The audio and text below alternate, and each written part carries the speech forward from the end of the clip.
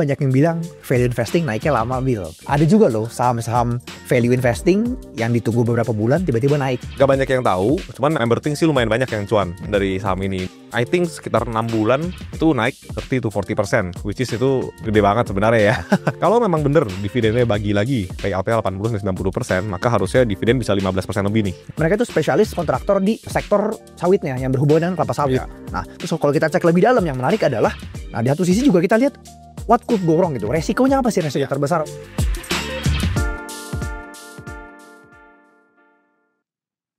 Halo Bapak Ibu, welcome to Think. Mungkin Bapak Ibu banyak yang penasaran, benefit apa aja sih yang bisa didapetin kalau misalnya join ke Think. Nah, di video kali ini saya akan menjelaskan benefit apa aja yang Bapak Ibu bisa dapatkan kalau misalnya Bapak Ibu join ke dalam Think. Yang pertama ada kurikulum, yaitu modul pembelajaran investasi dari A sampai Z sesuai dengan framework Think. Berikutnya ada investment research, ya, studi kasus kita, monthly investment ideas kita, top ide saham yang bagi kita cukup menarik untuk dianalisa lebih lanjut, dan juga ada investment workshop. Workshop ini merupakan eksklusif private workshop ya, dimana mungkin kalau kalian spend 2-3 juta untuk ikut workshop-workshop di luar sana belum tentu cocok. Tapi di workshop ini kita nggak cuma lecture, bakal praktek langsung bersama dengan beberapa senior analis dari Think. Gak cuma itu, kalian bakal dapetin akses untuk join ke forum diskusi private kita, di mana di grup tersebut tentunya kita akan berdiskusi lebih lanjut mengenai investasi saham, ide-ide yang menarik, ataupun analisa-analisa studi kasus lainnya. So Bapak Ibu, let's think, then we earn together. Halo teman-teman, welcome to Chatting. Nah, mungkin di luar sana banyak yang bilang value investing naiknya lama, Bill. Iya. Beli ditinggal tidur sama nggak naik-naik ya, tapi belum tentu. Ada juga loh saham-saham value investing yang ditunggu beberapa bulan tiba-tiba naik. Nah, hari ini kita ingin bahas satu saham studi kasus ya, sebagai studi kasus. Ini bukan rekomendasi beli atau jual. Saham ini juga kita bahas sudah dari tahun lalu ya di Think. Ya. Itu adalah saham PBSA. Iya. Mungkin banyak yang nggak tahu nih. Banyak nggak tahu. PBS, orang tahu PSAB kan. Iya. Iya, itu saham yang gak banyak yang tahu, cuman Emberting sih lumayan banyak yang cuan dari saham ini, dan kayak kebanyakan udah pada jual sih. Iya. Jadi sebenarnya tadi yang lu bilang benar juga, orang pikirnya value investing itu lama baru kaya gitu, padahal memang sih kita kalau namanya kita nilai valuasi itu kita udah harus siap untuk, kita ibaratkan tinju ya, untuk tinju 10-12 ronde. Cuman kadang-kadang kalau kita lagi cukup wangi gitu ya, bisa jadi ronde 1 udah knockout. Nah di case ini kayak PBSA itu I think sekitar 6 bulan itu naik 30-40%, which is itu gede banget sebenarnya ya. Apalagi kalau berani masuk dalam jumlah banyak. Yes. Nah, jadi mungkin tanpa berlama-lama lagi kita akan langsung bahas aja thought prosesnya. Kita dating nih dari awal ketemu ide saham sampai akhirnya kita bisa decide ini adalah suatu ide yang dalam tanda kutip cukup menarik ya. Untuk kita bisa decide masuk itu gimana sih? Mungkin boleh diceritain Bill, dari awal lu kan yang ketemu nih pertama PBSA. Ya. Itu boleh ceritain sedikit ya, gimana lu ketemunya ini? Oke, ya ini kan karena banyak yang bilang ya, Think nih kok gak ngajarin. Nah kita ajarin nih sekarang nih. Jadi pelajarin baik-baik, cara kita ketemu, cara berpikirnya seperti apa, cara kita ngecek gimana, baru kita bisa jadi namanya investment ideas gitu ya. Sebenarnya PBSA ini gue ketemu pertama kali dari screener. Oke. Tapi bukan screener yang biasa kita pakai, bukan yang di bootcamp kita ajarin ke member, tapi screener cuman simple. Gue minta sort dari yang dividennya paling gede, dividen yield. Dividen yield paling besar. Dividennya paling gede, disusun aja gitu, yang di atas 10%, dan dari paling gede ke paling kecil, satu-satu gue cek. Oke. Nah, waktu cek itulah ketemu salah satunya PBSA yang cukup menarik perhatian. Gitu, karena dividen yieldnya itu kalau namanya pakai screener berarti kan dari dividen masa lalu ya. Ya.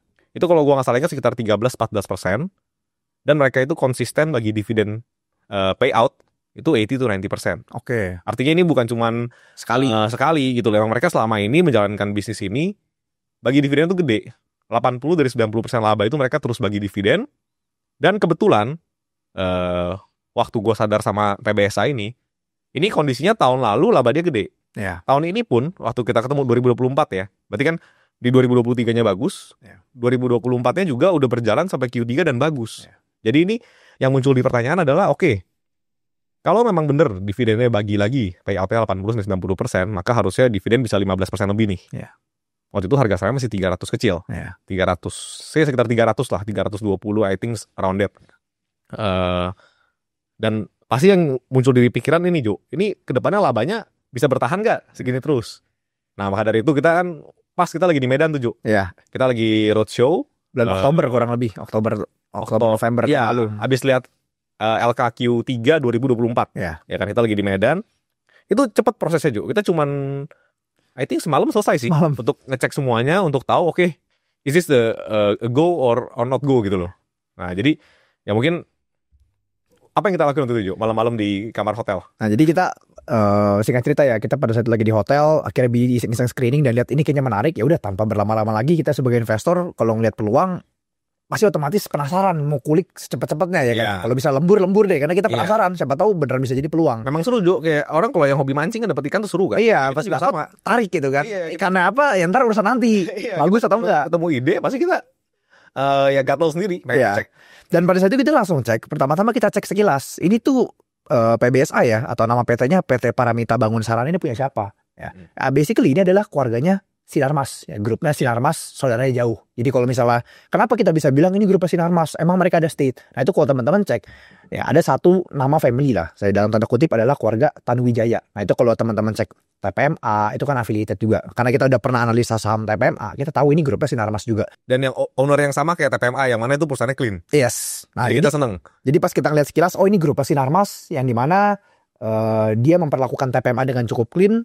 Kita ngeliat PBSA dividen juga besar. So logically harusnya cukup clean. Nah, makanya kita makin semangat tuh analisanya tuh kan. Yes. Dan pertama-tama langsung kita lihat ini perusahaan apa sih? Nah, kita baca-baca lihat sekilas public exposure, nanti bisa ditampilin di sini. Ini perusahaan apa? Rupanya perusahaan kontraktor. Iya. Nah, baik lagi kontraktor dulu gue yang buat di review mau Billy. Iya, Jadi TOTL kan. TOTL. Jadi TOTL. karena udah pernah analisa TOTL, bisnis kontraktor itu simple banget. Intinya apa? Mereka dapat kontrak baru banyak gak?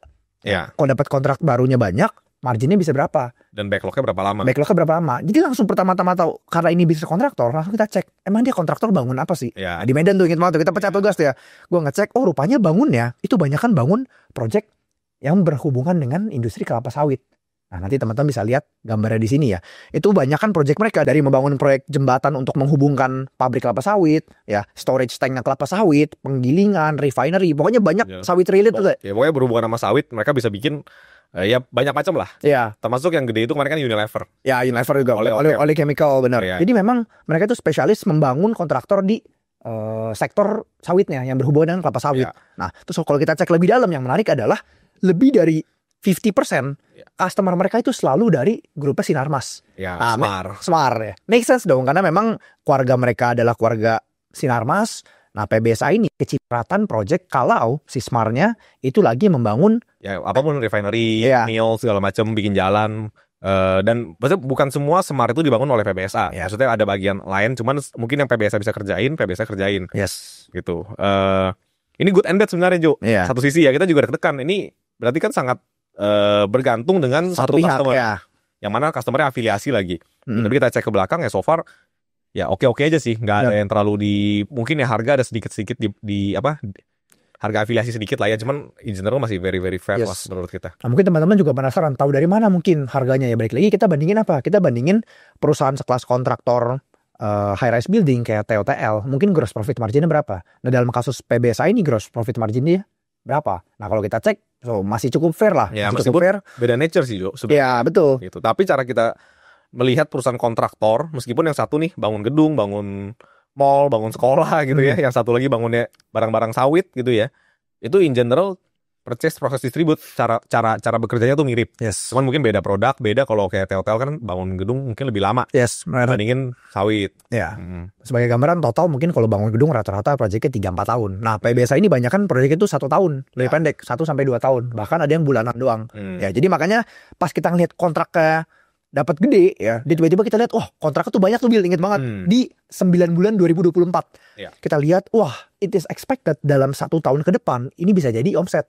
Ya. Nah, makanya gue inget banget, langsung kita rekap tuh Bill. Ya. Kita rekap cepet-cepet dan kita langsung buruan hitung, oke, kalau kontrak mereka kalau nggak salah itu dapat. Oh. Nah, ayo teman-teman lihat di sini. Rata-rata dia tuh setahun dapat kontrak sekitar 500 M.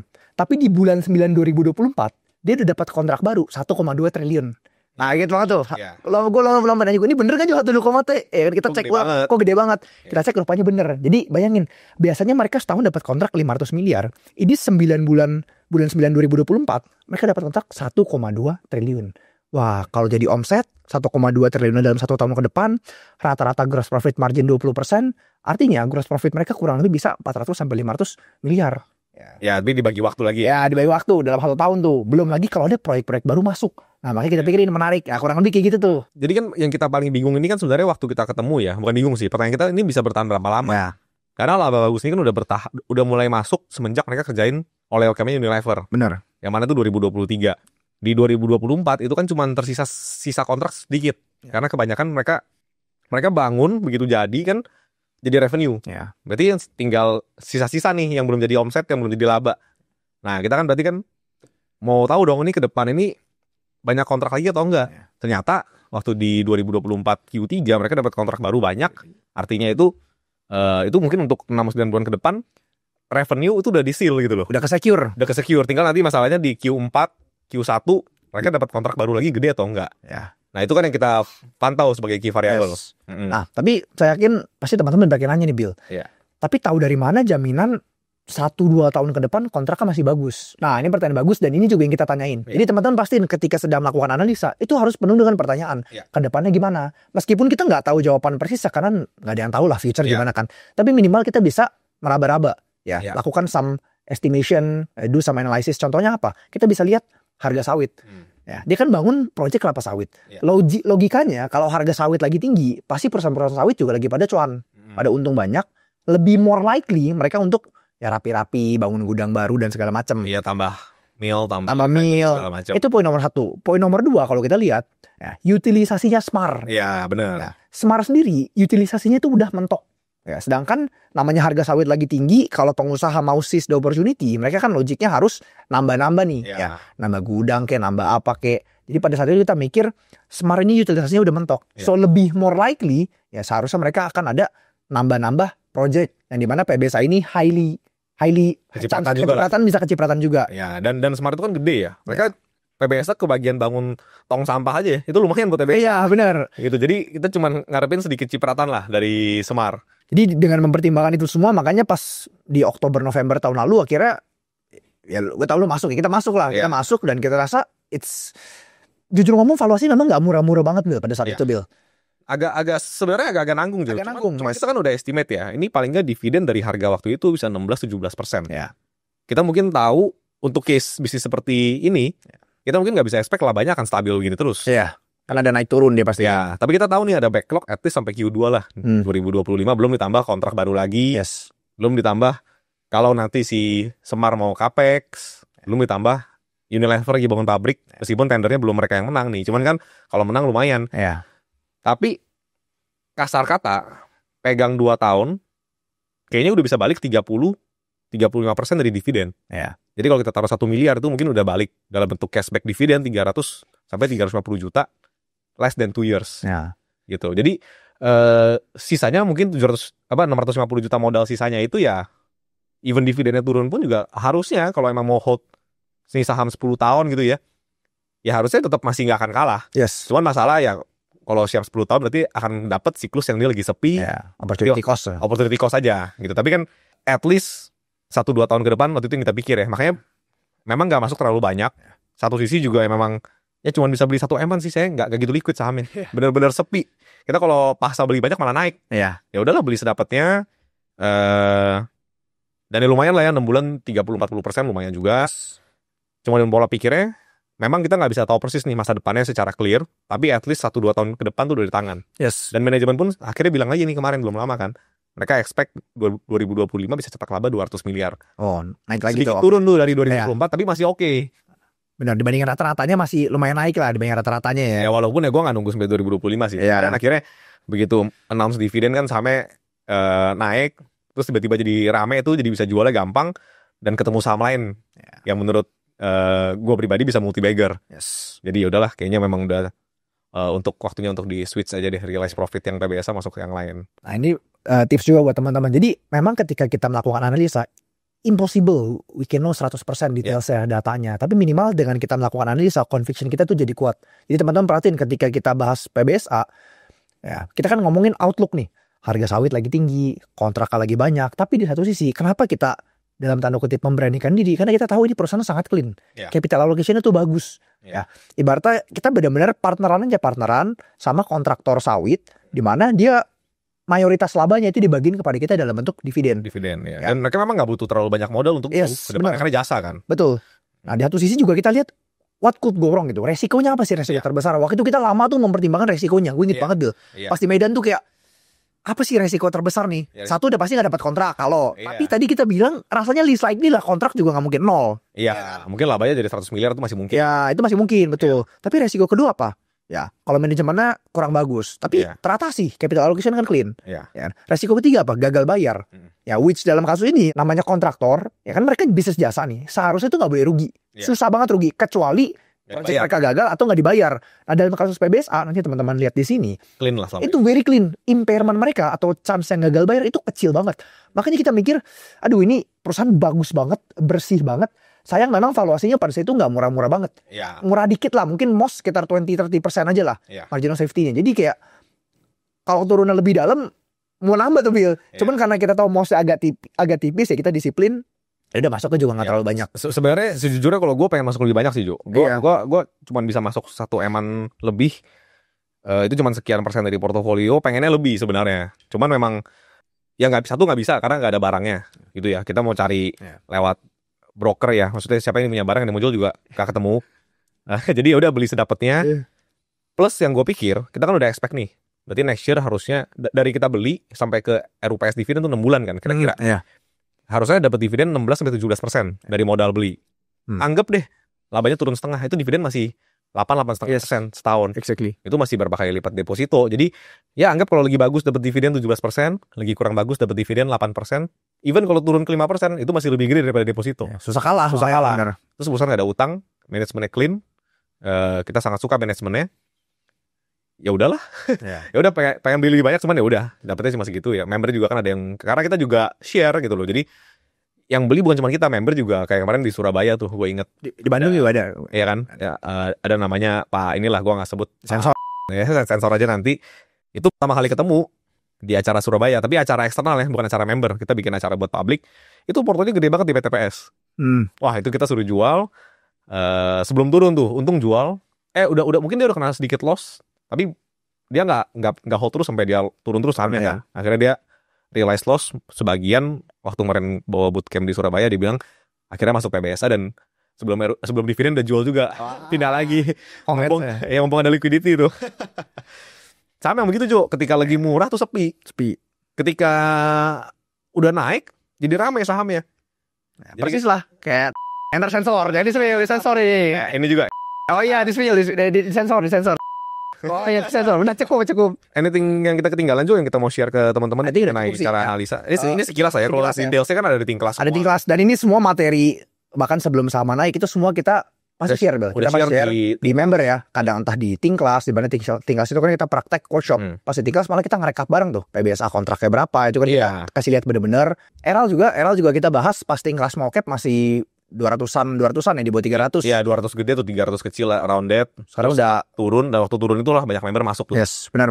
Sekarang udah 350 ya. Kemarin 350, I think ada yang udah take profit, ada yang masih mau hold. Itu kita udah nggak urusin atau serah masing-masing semua kan. Ya, tapi basically intinya semua analisa kita itu akan kita share ke member ya, entah dalam bentuk workshop bareng atau kita bisa aja buat jadi think case kalau memang ini primadona di sektornya, atau kalau memang menarik kita bisa masukin ke dalam Thinkdex, yaitu referensi ide investasi bulanan yang kita rasa cukup menarik dan teman-teman bisa cek lebih dalam. Nah itu semua akan kita kasih aksesnya free untuk teman-teman yang udah join membership kita. Ya, dan ini keep in mind ya, ini bukan stock pick. Kita juga nggak ada, udah kosong lah. Baik kapan tuh kita nggak ada. Pokoknya itu cuma jabarin analisa teman-teman. Jadi kita kasih pola pikirnya, kita kasih datanya, teman-teman bisa, supaya teman-teman tuh tinggal mikir aja tuh udah bisa decide.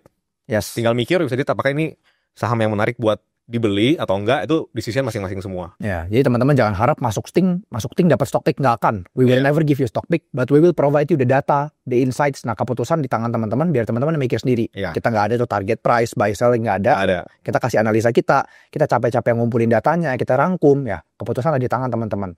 So that's it ya. Inilah kerangka berpikir kita dari awal mulai ketemu ide saham sampai akhirnya kita analisa di Medan semalaman tuh Bil ya. Semalaman, besok paginya acara udah ada decisionnya, bikin banget gitu. Cuma itu weekend. Jadi kita belum ngomong-ngomong dulu. Dari umumin. Ya. So teman-teman kalau memang tertarik mau tahu saham apa lagi sih yang menarik nih di tahun 2025, itu teman-teman bisa join free trial aja. Tuh ada kita jelasin kurikulum kita, cara analisa, cara ngeliat bisnis, tinggal nanti teman-teman praktekin. Yang kita share ini nggak lengkap sih sejujurnya ya. Di YouTube ini kita cuma share kan sebagian kecil dari yang kita lakuin ketika kita ketemu saham. Ya teman-teman kalau mau tahu lengkapnya mesti lihat di free trial. Takutnya ntar teman-teman di sini pikirnya, oh cuma begini doang ternyata ternyata begini doang bisa cuan ya gitu ya. Nah, kita juga ya apa adanya teman-teman. Kita nggak mungkin bisa share lah kalau kita share di YouTube. YouTube-nya mau videonya berapa jam, 10 jam kan nggak mungkin. Jadi teman-teman ke free trial lah, lihat itu kita udah buka ya. Itu di free trial mungkin ada hampir 10 jam materi yang kita buka secara free. I think nonton free trial aja tuh udah jauh lebih bagus daripada kebanyakan kasur bayar di luar sana. Oke, thank you teman-teman. Linknya ada di description. See you on the next chatting. Bye-bye.